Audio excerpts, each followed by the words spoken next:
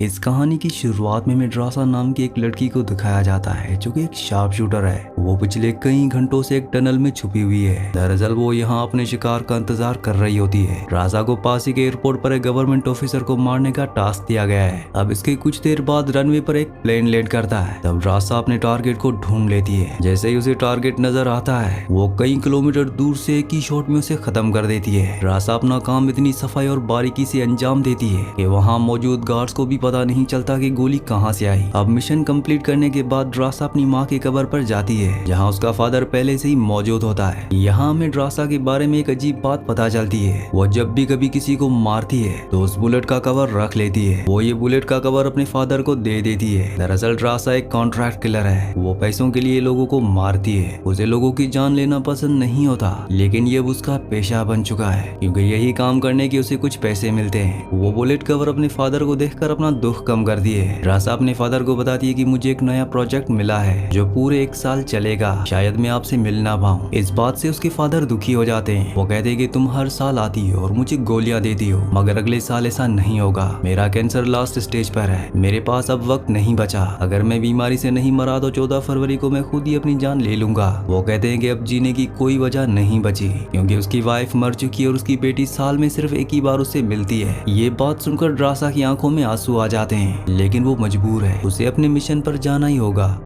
अब इसके बाद हमें लेवाई को दिखाया जाता है जो पहले यूएस आर्मी में एक शार्प शूटर था पर अब वो आर्मी छोड़ चुका है। तब एक मिस्टीरियस लेडी उसे अपने पास बुलाती है और कहती है कि मेरे पास तुम्हारे लिए खास मिशन है। तुम्हें यूएस और रशिया के बॉर्डर पर बने एक टावर पर 1 साल के लिए पहरा देना होगा, जिसके बदले तुम्हें अच्छे खासे पैसे दिए जाएंगे। ये एक सीक्रेट मिशन है। लेवाई उसकी बात मान जाता है। अब इसके बाद लेवाई को हेलीकॉप्टर में एक जगह पर छोड़ दिया जाता है जहाँ से उसे 24 किलोमीटर पैदल ही आगे जाना होगा। अगले 2 दिन तक वो पैदल चलते हुए उस जगह पहुंच जाता है। यहाँ पर उसकी मुलाकात एक दूसरे सोल्जर से होती है जिसका नाम जेडी है। जेडी उसे बताता है कि पिछले 1 साल से मैं यहाँ पर हूँ। मैंने 1 साल के बाद किसी इंसान को देखा है, इसीलिए वो लेवाई को देखकर बहुत खुश होता है। और अब वो उसे बताता है कि यहाँ पर 2 टावर्स हैं। ये रशिया और यूएस का बॉर्डर है। दूसरा टावर सामने जो दिख रहा है वो रशिया का टावर है। इन दोनों टावर्स के बीच में एक घाटी यानी कि गोज है जहाँ हमेशा धुंध छाई रहती है। तुम्हें बस अपने टावर पर अपनी मशीन गन में हमेशा गोलियों को लोड रखना है और यहाँ पर जितने भी इक्विपमेंट्स होते हैं और जितनी भी एंटीनास हैं उन्हें चेक कराना है। अगर कोई भी एंटीना या कुछ भी खराब होता है तो तुम्हें उसे ठीक करना होगा।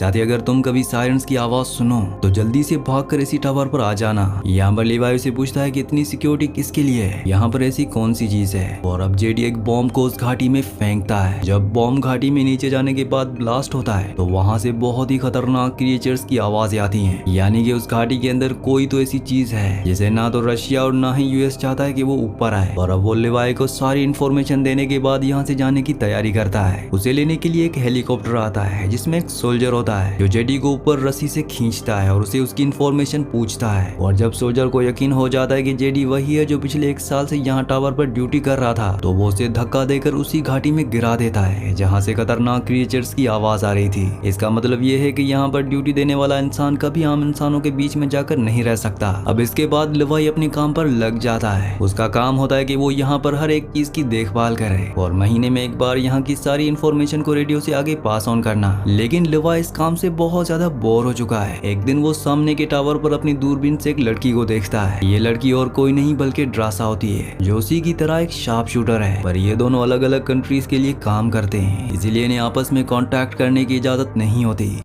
अब इसके बाद 1 महीना बीत जाता है। एक दिन जब ड्रासा का बर्थडे होता है तो वो जानबूझकर गोली चलाकर लेवाई का ध्यान अपनी तरफ करती है और एक बड़े से बोर्ड पर लिखती है कि तुम्हारा नाम क्या है। तब दूरबीन से लेवाई देखता है। वो भी एक बड़े से कागज के टुकड़े पर लिखता है कि हमें एक दूसरे से बात करने की इजाजत नहीं है, यानी कि हम एक दूसरे से कांटेक्ट नहीं कर सकते। ड्रासा लिखती है कि आज मेरा बर्थडे है, मैं जो चाहे वो कर सकती हूँ। और उसके बाद ये इसी तरह से एक दूसरे से लिखकर बात करते हैं जिस वजह से इनकी जान पहचान हो जाती है। इन दोनों को ये समझ में आ जाता है कि इन दोनों का निशाना बहुत ही अचूक है। और तभी ड्रासा देखती है कि नीचे घाटी से कुछ क्रिएचर्स ऊपर आ रहे हैं, इसलिए वो उन पर निशाना लगाना शुरू कर देती है। लेवाई भी उन क्रिएचर्स के ऊपर निशाना लगाता है और एक क्रिएचर जो ड्रासा के टावर तक पहुंच ही गया था उस पर निशाना लगाकर लेवाई उसे नीचे गिरा देता है। अब जब वो सारे के सारे क्रिएचर्स मारे जाते हैं तो ड्रासा लिखती है कि ये मेरा आज तक का सबसे बेस्ट बर्थडे है। और अब अगली सुबह दिखाया जाता है जहाँ पर लेवाई नीचे जाकर हर एक चीज को रिपेयर करता है। साथ ही इनकी जो भी चीजें वेस्ट हो जाती हैं ये उन सबको घाटी में फेंक देते हैं। अब एक महीना बीत जाता है। रासा और लेवी अच्छे दोस्त बन चुके हैं। ये दिसंबर का महीना होता है, इसीलिए बहुत ज्यादा ठंड होती है। रासा ने एक बर्फ का स्टेचू बनाया होता है। दरअसल ये स्टेचू और कोई नहीं बल्कि लिवाई है। लिवाई ने भी इसी तरह का स्टेचू बनाया है जिसे वो ड्रासा समझता है। अब कुछ महीने और बीत जाते हैं और दिन आता है 14 फरवरी का।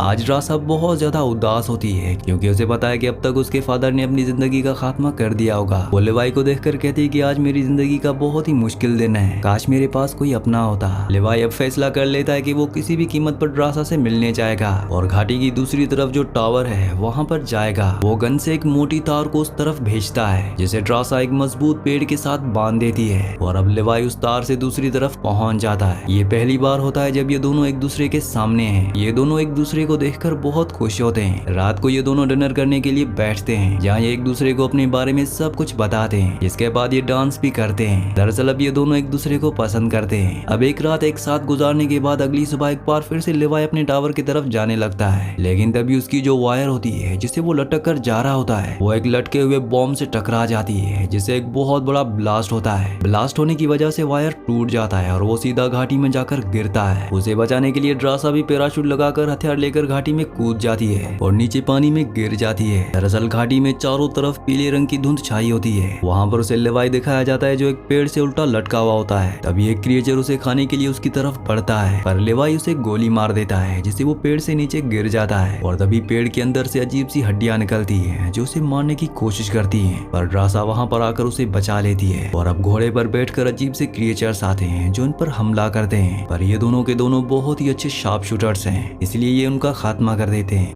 अब इन्हें किसी भी कीमत पर ऊपर जाना होगा, इसीलिए ये आगे बढ़ते हैं। जहाँ पर अब धुंध जो पहले येलो रंग की थी अब वो पर्पल हो जाती है। धुंध जितनी डार्क होगी खतरा उतना ही ज्यादा होगा। यहाँ पर इन्हें एक कॉलोनी दिखती है जो कि ओपेनहाइमर ने उस वक्त बनाई थी जब वो एटम बॉम्ब बना रहे थे। अब इन्हें कुछ समझ नहीं आता कि यहाँ पर हुआ क्या था। अब ये दोनों के दोनों आगे बढ़ते हुए एक लैब में पहुंच जाते हैं जिसे 1946 में बनाया गया था। यहाँ पर इन्हें एक कैसेट मिलता है जिसे ये प्ले करते हैं। यहाँ पर एक रिसर्च बताती है कि इस जगह पर हम इंसानों के DNA का रिसर्च कर रहे थे, लेकिन वो पूरी की पूरी रिसर्च हमारे अगेंस्ट हो गई। वो रिसर्च खराब होने की वजह से इस पूरी जगह का DNA एक हो गया, यानी कि इंसानों के अंदर से पेड़ पौधे निकल सकते थे। उन पेड़ पौधों के अंदर मांसपेशियां हो सकती हैं, यानी कि इस जगह में जितनी भी चीजें हैं वो सब की सब एक ही DNA से मिलकर बनी है। अब यहाँ पर लिवाई देखता है कि कुछ और कंप्यूटर्स हैं जो कि बहुत ज्यादा एडवांस्ड हैं, यानी कि ये 1946 के नहीं हो सकते। वो उन कंप्यूटर्स को चेक करता है जिससे उसे पता चलता है कि यहाँ पर कुछ ऐसी रिसर्च हो रही है जिससे इंसानों के DNA को और ज्यादा एडवांस बनाकर सुपर सोल्जर्स बना सके। और ये रिसर्च और कोई नहीं बल्कि वही मिस्टीरियस लेडी करवा रही होती है जिसने लिवाई और ड्रासा को हायर किया है। ये सारी की सारी रिसर्च ड्रोन्स के थ्रू हो रही है क्योंकि यहाँ पर इंसान नहीं आ सकते, और इन दोनों को हायर इसलिए किया गया है क्योंकि यहाँ पर जितनी भी गन्स हैं, जितनी भी एंटीनास हैं, उन सबको ठीक करने के लिए ह्यूमंस की जरूरत है। साथ ही जो पहले सोल्जर था जिसका नाम जेडी था, उसने बताया था कि अगर नीचे कोई सायरन की आवाज सुनाई दे तो जितना तेज हो सके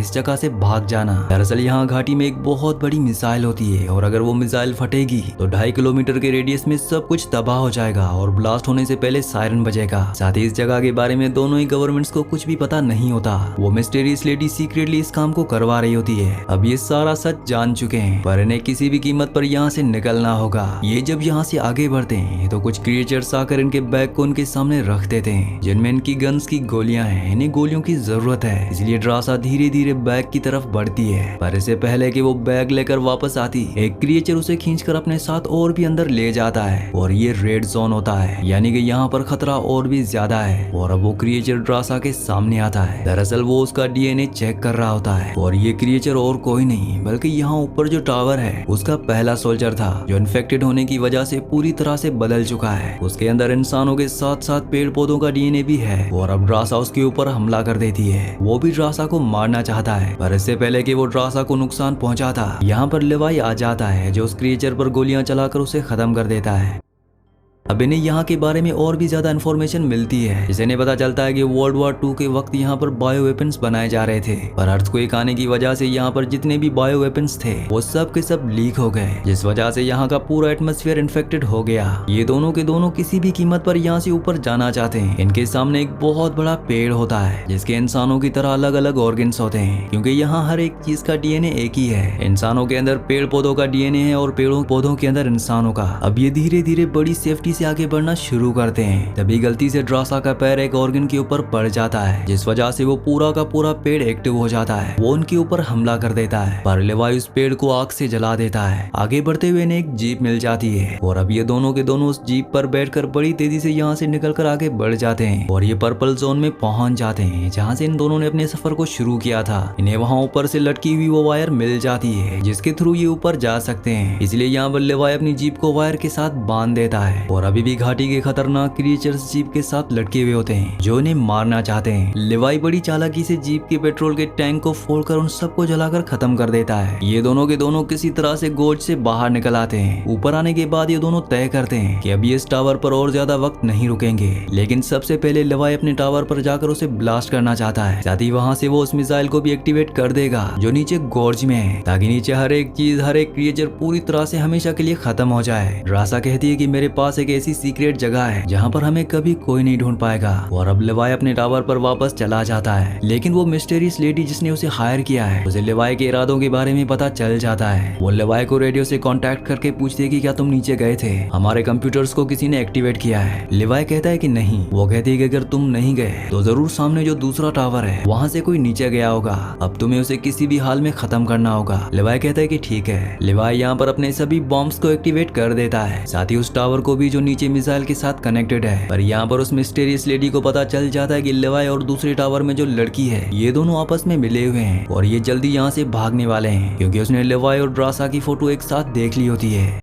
अगली सुबह वो अपने सोल्जर्स के साथ हेलीकॉप्टर से इस जगह पर पहुंच जाती है, पर लेवाई इससे पहले ही यहाँ से निकल चुका होता है। वो अपने ड्रोन्स को उसके पीछे भेजती है। लेवाई उनसे बचता हुआ भागता है, तब ड्रोन्स उसके ऊपर हमला करते हैं। वहीं ड्रासा को दिखाया जाता है जो बहुत दूर पहुंच चुकी होती है और अब लेवाई के सामने वो टावर है जिसे ब्लास्ट करने से नीचे की मिसाइल एक्टिवेट हो जाएगी, जिसे इतना बड़ा ब्लास्ट होगा कि यहाँ पर हर एक चीज राख में बदल जाएगी। अब वो अपनी जिंदगी का सबसे बड़ा निशाना लगाता है। उसका निशाना एकदम सटीक होता है और टावर के ब्लास्ट के साथ नीचे की मिसाइल भी फट जाती है, जिसे वो मिस्टीरियस लेडी अपने सभी सोल्जर्स के साथ मारी जाती है और नीचे जितने भी क्रिएचर्स होते हैं वो सब के सब खत्म हो चुके हैं। पर लेवाई अभी भी उस मिसाइल के रेडियस में होता है, साथ ही उसका पैर पूरी तरह से जख्मी है, इसलिए वो भाग नहीं सकता। वो ऊपर झरने से नीचे कूद जाता है। वहीं दूसरी तरफ ड्रासा को दिखाया जाता है जो लेवाई का इंतजार कर रही होती है, पर अभी तक लेवाई नहीं आया होता। वो 5 दिनों तक एक केव में रहती है, क्योंकि वो गोर्ज में गई थी और अगर 5 दिनों तक वो इन्फेक्टेड नहीं हुई तो वो यहाँ से चली जाएगी। दरअसल 5 दिनों में पता चल जाएगा कि वो इन्फेक्टेड है या नहीं। 5 दिन बीत जाने के बाद वो यहाँ से एक नई जिंदगी की शुरुआत करने निकल पड़ती है। वो एक लोकल रेस्टोरेंट में वेट्रेस का काम करती है और कुछ दिनों के बाद वहाँ पर लेवाई आता है जो अभी भी जिंदा है। दरअसल वो जख्मी था, इसलिए वो उससे मिलने नहीं आ पाया। उसे देखकर ड्रासा बहुत खुश हो जाती है। ये दोनों एक दूसरे के गले लग जाते हैं। इसी सीन के साथ इस मूवी का, इस कहानी का एंड हो जाता है। अगली कहानी आप किस मूवी पर सुनना चाहते हैं मुझे नीचे कॉमेंट्स में जरूर बताना, और अगर आपने हमारे चैनल को सब्सक्राइब और वीडियो को लाइक नहीं किया तो जल्दी से कर दीजिए। और आपके प्यारे प्यारे कमेंट्स का बहुत बहुत शुक्रिया।